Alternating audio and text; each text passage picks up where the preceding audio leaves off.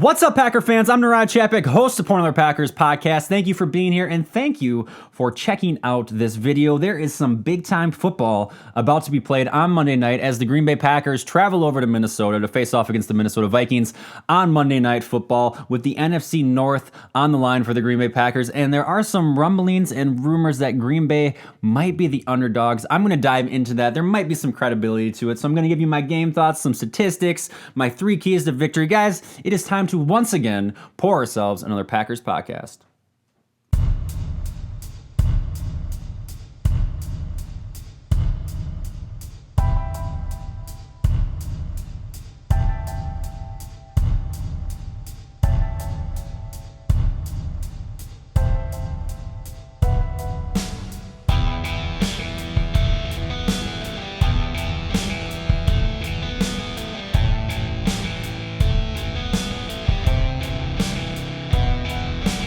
So it has been a while since I have done one of these videos. At least it feels like a while. 2 weeks. We had that 3 stretch, between the New York Giants, the Washington Redskins, and the Chicago Bears. I mean, these were games that Green Bay should have won. These are games that Green Bay did eventually go on to win. So it was a little bit hard for me to kind of dive into these as they were going to be actual matchups. But like I said, Green Bay took care of business. I do want to recap last week's game real quick. And with Green Bay, they finished their season sweep of the Chicago Bears last Sunday with a victory 21-13 over those Bears. And like most games this season, although it wasn't pretty, Green Bay moved themselves to an 11-3 record. They finished out the regular season with a 7-1 record at home. And because the Rams lost, they find themselves back in the playoffs for the first time since that 2016 run-the-table season that seems way distant, past, long gone, Mike McCarthy era type of thing. But speaking of head coaches, Matt LaFleur became the winningest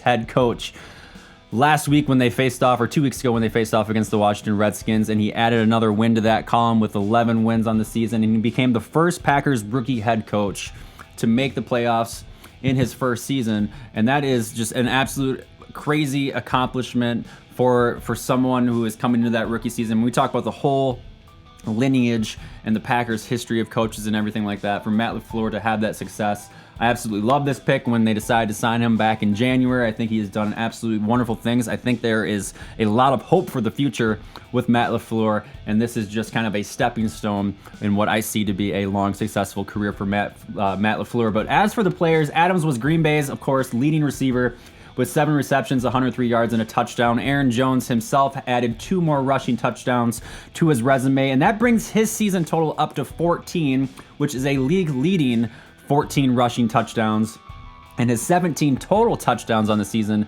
actually ranks him number 2 overall in the league. So Aaron Jones has been killing it. Kumaro, his only catch of the game was a 49-yard sideline beauty that gave us hope that there might be someone else outside of Adams, maybe even someone outside of Lazard that could pick up some of the workload for that wide receiving group. And as far as Green Bay's defense, they held Chicago's running back tandem of David Montgomery and Tariq Cohen to only 67 total yards. They actually averaged just about 3 yards per carry. So a run defense, which used to be kind of, or might still be, but the run defense that was kind of that Achilles heel as far as our Packers defense has played very well the last couple of weeks, and they did good against the Chicago Bears last week. They also managed to pick off Mitch Trubisky twice, which is a nice benefit to come along with that defense, but they also let a couple of them evade them or escape them. There was I can think of at least 2 interceptions that we should have had or came away with that we did not come away with. But along that defense, first round pick Rashawn Gary also continues to show growth, and I've really loved what I've seen out of him the last couple of weeks.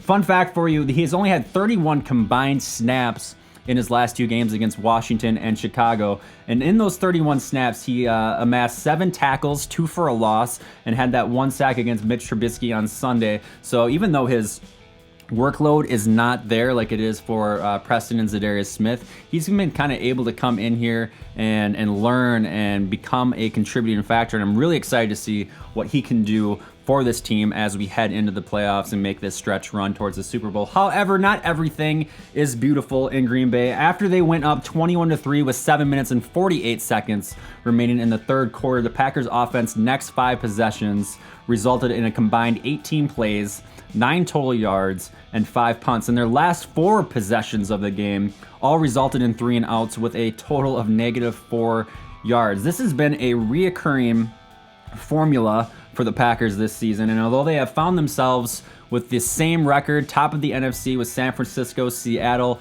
and New Orleans, they're controlling their destiny as far as a first round bye, but the Packers need to find a way to keep it turned on for all 4 quarters. This is something I've been talking about all season long, and they need to find consistency in that offense in order to make themselves a deep playoff run, and dare I say, make themselves a Super Bowl appearance as well. So Monday night's showdown against the Vikings will be the ultimate measuring stick. I believe that, to see if Green Bay can take their game to a higher level, which they've shown flashes of throughout the season. We've seen flashes of this powerhouse, or this what could be a really good football team, but we need to see it at all 4 quarters, especially against the Vikings, and they can potentially go on to beat a playoff caliber team in a hostile environment. So before we get into that Packer-Vikings matchup, let's just take a real quick dive into the injury report. And for the most part, everything looks calm and clean for the Green Bay Packers. Backup tackle Alex Light sat out of practice on Thursday because of an illness, but otherwise the rest of the Packers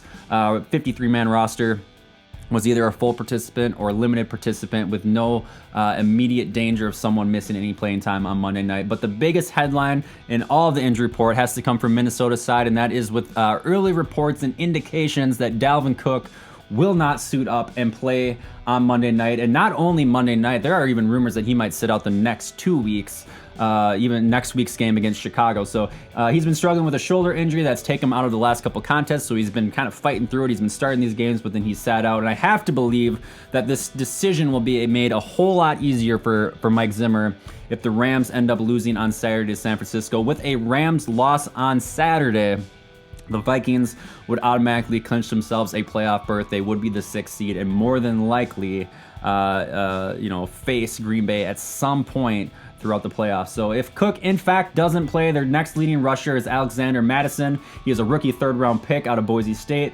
He has 673 less rushing yards than Cook and 12 less touchdowns. However, he too was not a participant in practice on Thursday with an ankle injury. So then you have to go all the way down the depth chart to running back Mike Boone. He's a rookie free agent signed by the Vikings last season who rushed for 56 yards on 13 attempts. He had 2 touchdowns last week against the Chargers, but he has less than 100 yards rushing on the season, and Boone will have a huge opportunity and a huge challenge ahead of him against the Packers on Monday night. So unless something changes over the next couple of days, if Zimmer is kind of just pulling the wool over our eyes or whatnot, and throwing us for a loop as far as whether or not Cook will play, unless something changes over the weekend, Green Bay should find themselves with a huge advantage in Monday night's matchup, going against a lesser talented running back and being able to focus more so on Kirk Cousins. But that's enough about the injury report. Let's really start to dive into this game with some statistics and some fun stuff. So Monday night will be only the 2nd time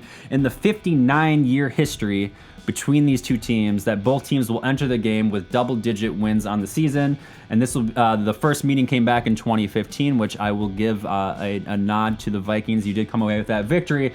But it will also be the 7th time, only the 7th time in the 59 history, that both teams will finish the same season with double digits in that win category as well. So the Vikings are 6-0 at home. The Packers have never won at US Bank Stadium. However, Kirk Cousins is 0-8 on Monday Night Football, and something has to give. I mean, it's gonna regardless. Kirk Cousins is gonna either move to 0-9 and the Packers get their first win at US Bank Stadium, or we won't even talk about the other possibility because I don't want to get bogged down by that. But in regard to seasonal stats, when you compare these offenses and defenses, starting with the offense, Green Bay ranks 21st in the league in total yards. Minnesota is 10th. Green Bay 17 in passing yards. Minnesota is 12th. Green Bay 17 in rushing yards. Minnesota is 4th with good old Dalvin Cook leading the way. And Green Bay is 14th in points. Minnesota is 6th. So in all 4 of those categories, statistically, Minnesota has the better offense coming into this game. Now, the biggest difference, in my opinion, between Monday night's game and our Week 2 matchup way back in September has to be the complete 180 turnaround that has been Kirk Cousins. And it doesn't seem like that long ago, mainly because it wasn't that long ago that everybody was just saying the torches were lit, get rid of Kirk Cousins, we paid him too much money, he's not an elite quarterback. You look at that Week 2 matchup, Cousins finished with a 4.0 quarterback rating. That's right, I said 4.0 quarterback rating. He went 14 for 32. He had 230 yards, 1 touchdown, 2 interceptions. But when we look at Kirk Cousins' season as a whole, and this includes that game as well, Cousins currently has the 4th highest quarterback rating in the entire league at 111.1. He has the 3rd highest completion percentage at 70.5%. He's only thrown 5 interceptions this season, and 2 of them came against Green Bay in Week 2. And his 25 touchdowns is tied for the 7th most in the league, and that's 1 ahead of Aaron Rodgers. So even if Minnesota's run game suffers with the absence of Cook, Green Bay's defense will have their hands full with that $84 million man who is hands down having the best season of his career. You can look through his career statistics, seasonal statistics from the last 7 years. I believe he's been in the league 7-8 years. And he's having the best year of his career, which is not something that I like to see at all. I want to see all these teams in the NFC North absolutely suffer. But when we look on the defensive side of the football, it gets to become a little bit of a closer story. So Green Bay has 15 interceptions throughout the year. Minnesota has 16. Green Bay is number 2 in turnover differential, while the Minnesota Vikings are number 4. Green Bay has allowed the 9th most points, or for points allowed, Green Bay is ranked 9th overall. Minnesota is ranked 4th. And then total yards, Green Bay is ranked 23rd. Minnesota is ranked 14th. And one other fun little defensive statistic that I heard from Packers.com just the other day. The Vikings' 2 leading pass rushers, you look at Danielle Hunter and Everson Griffin, they have combined for 21.5 sacks. But then you look at Preston Smith and Zadarius Smith, the Packers' 2 leading pass rushers. They also have 21.5 sacks. So these teams, if you look beyond the number of yards the Packers have given up this season, and this isn't something that's new. This is that whole bend but don't break mentality that Green Bay has going for their defense. But if you look beyond the yards, you honestly have to see that these are 2 very similar. These are very 2 teams. These are teams. You will find 2 similar defenses, yet like on the offensive side of the football, the Minnesota Vikings has been able to show more consistency throughout the course of the season. Now, Green Bay has had flashy teams this past decade, and we look at all these. You can go back to the 15-1 team. You can look back at our 2014, 2015 teams that made deep playoff runs. They were flashy all throughout those seasons. And although we've seen flashes of some of that brilliance at times this year, flashy is probably not the word that I would use to describe the Green Bay Packers or the 2019 Green Bay Packers. There is one thing, however, this team has been able to figure out, this team has been able to do, and that is to win games. They've gone 6-1 when facing teams with winning records. Now, some of those teams maybe didn't shake out quite like the end of the season like they anticipated, but going into those matchups, 6-1 against teams with winning records. They beat Minnesota once already. They got wins in Chicago, a win in Dallas, a win in Kansas City, and they position themselves, like I've said before, to control their own destiny with 2 games left to go. Now let's talk about this whole playoff scenario thing real quick before we get into the keys to victory. But with one more win in the final 2 weeks, so it doesn't even have to come against Minnesota, Green Bay would win the NFC North and at worst end with the 3rd seed in the NFC playoffs. More than likely, if they end up in that 3rd seed, they will face off against Minnesota in the wild card round of the playoffs. But by winning both of their remaining games, Green Bay would at worst be in the 2nd seed in the NFC playoffs and have the benefit of a bye week before hosting a home game in the divisional round of the playoffs. And if they manage to win both their games, this is where it becomes real fun, and we're going to get a lot more information on this or be able to know where we sit after Sunday. But if both San Francisco and Seattle each lose one more game this year, then Green Bay would, to no one's prediction, end up as the number 1 seed in the NFC. So to give you just an idea of how realistic the Packers' chances are of becoming the number 1 seed in the NFL, San Francisco plays the Rams team on Sunday that is still fighting for playoff hopes. And then Seattle's playing a Cardinals team that has been sneaky good at times. But if both these teams, so there's a chance that one of those teams will lose, either San Francisco or Seattle. But if they both happen to win, these two teams face each other in the final week. So one of them is going to get a loss in that final week of the season. And if the last game ends in a tie, Green Bay would still get the lovely nod as that #1 seed in the NFC. And it all starts Monday night against the Minnesota Vikings. Matt LaFleur has preached all season long that it's one game at a time, but everyone in that locker room knows what's at stake. And we've been waiting, patiently waiting all year for Green Bay to come out of their shell, put 4 quarters together, show consistency, and explode. The pieces are there. The pieces are there, and we're just patiently waiting for that one game to say, okay, we've arrived. We've gotten there. We can do it, and I'll do it again and again. So one last thing before we move on. The media and even some of you guys in Packers Nation, I have to talk about this, have been really critical of Aaron Rodgers as of late, and I'm here to tell you to relax. I'm not going to spell it out for you because I am not Aaron Rodgers, but do I really need to remind you that Rodgers was thrown into a completely new offensive system only 7 months ago after running and mastering a Mike McCarthy offense that he had been in for 14 years, and there is a huge learning curve that comes along with that. Do I need to remind you the talent pool at receiver has been severely lacking, and Gmo and MVS have completely fallen to the wayside, and he's been having to rely on a guy like Allen Lazard, who was initially cut from the 53-man roster at the end of August, back in August. Do I need to remind you that with the emergence of Aaron Jones and Jamal Williams, that Rodgers no longer has to be the guy to put the team on his back, and nor should he be the guy to put the team on his back when he has weapons and production out of those two guys in his backfield? And do I need to remind you that Aaron Rodgers is still motherfucking Aaron Rodgers? Yes, I said it, and there is no other quarterback in the league I'd rather have under center when there are meaningful games to be played in the months of December, the months of January, and hopefully in the months of February. The man is a competitor, the man is a winner, and he'll leave everything on the field for this team. He still has all of his superpowers from the last decade, and has he been perfect this year?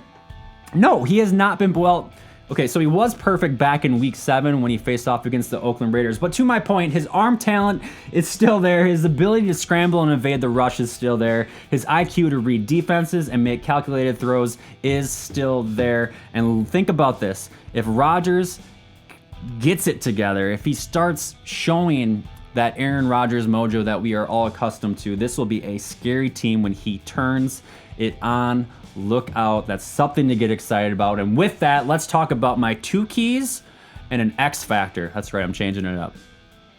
So the 3 keys to victory became a little bit stale for me, so I switched it to 2 keys and an X factor because I want to pull out a player as well that I think will be the X factor or the deciding factor with his performance on how the game will shake out. So key to victory number 1, we're going to keep these real simple. As always, they need to win their turnover battle. When we go scroll back up to our defensive ranking, the turnover differential has been in favor of the Packers. They are ranked number 2 on the season, and Minnesota is ranked number 4. So these are both teams that not only have been able to take away the ball on a consistent basis, but they've been able to hold the ball on a consistent basis as well. So it's going to be more crucial than ever in a big-time game. Possessions are going to matter. You're going to be in a hostile environment. You do not need to give Minnesota any swing of momentum. So once again, even if you don't come away with the football, just make sure you're protecting it and don't give them any added advantage in that game. Now, if you happen to take away the football, you have to capitalize on that. You have to go down and score some touchdowns. But win the turnover battle. That will be key to victory number 1. Key to victory number 2 has to be win the time of possession. Like I've said this before, so I apologize if I'm repeating myself. But the biggest and most crucial way, or there's no secret as far as how to beat Aaron Rodgers, and that is to make sure that Aaron Rodgers does not have the football in his hands. So they have to win the time of possession. They have to figure out how to not finish the game with 4 consecutive 3-and-outs and give Minnesota any chance of life if they do have themselves in a lead. By winning the time of possession, of course, the defense will find themselves a little bit more rested, a little bit more healthy. And if with a lack of running production out of Minnesota, which could be a thing on Monday night, expect Zadarius and Preston Smith to get at the quarterback, kind of control that aspect of keeping them off the field and giving them pressure, providing them 3rd and longs, win that time of possession, keep the ball in Green Bay's hand, and control the game. Just you have to find a way to control that game and take control of it at US Bank Stadium. It's the only way that they're going to go in there and come away with a victory. Now, as far as my X factor, I've talked about Aaron Rodgers at length just a little while ago in this video, but he is not my X factor. I think his performance on Monday night will be crucial to a victory for the Packers, but if I've got to pick one player that I think will be the X factor on Monday night, I am looking directly at you, Kevin King. You are my X factor. Now, there's no hidden feelings on my side on how I feel about Kevin King. I feel like he has had an absolutely disappointing season. Yes, he might lead the team in interceptions on the season, but what he has shown for that capability to take away the ball, he's also been the primary target for so many quarterbacks this season to throw at him versus throwing at Jair versus throwing at Tremont or anyone else in that defense. He's been a little bit behind. He's been a little bit lacking. He needs to have himself a good game. We're looking at two primetime wide receiving weapons for the Minnesota Vikings with Stephon Diggs and Adam Thielen. They're going to need him to have himself a game. And if Kevin King can put together a performance, I don't even care if he comes away with a takeaway, but if he can knock down some balls and just play defense and not get burnt, I think that will be the X factor for Green Bay to find themselves on the winning side of this matchup. So let's talk about game predictions. On the stats category, Minnesota wins the entire thing. They should just go ahead and not even play on Monday night. But the reality of the situation is that Green Bay is playing for the NFC North title. This was their goal the entire season. This was one of their goals the entire season, was to just win the North, which obviously then would get you into the playoffs, and then you focus on what you have at that point. This team has shown flashes. I've said that a couple times throughout this video. They seem like they are right there. They've had great starts and horrible finishes. We need to see them put a full game together. I think it will happen on Monday night. If you look at my predictions from the beginning of the year, if you look at my predictions, even from a couple weeks ago, as I looked at the final 6 weeks of the season, I saw Green Bay coming away with a loss in this game. But I am loving what I'm hearing in that locker room from the players. I am loving just the opportunity for these guys to go out there and show that they aren't just a 11-3 team by accident. So I have Green Bay winning an extremely close matchup, 24-23. I do think it will be that close. I think it will be a 1-2 point game that will come down to a field goal, that will come down to a last-second drive.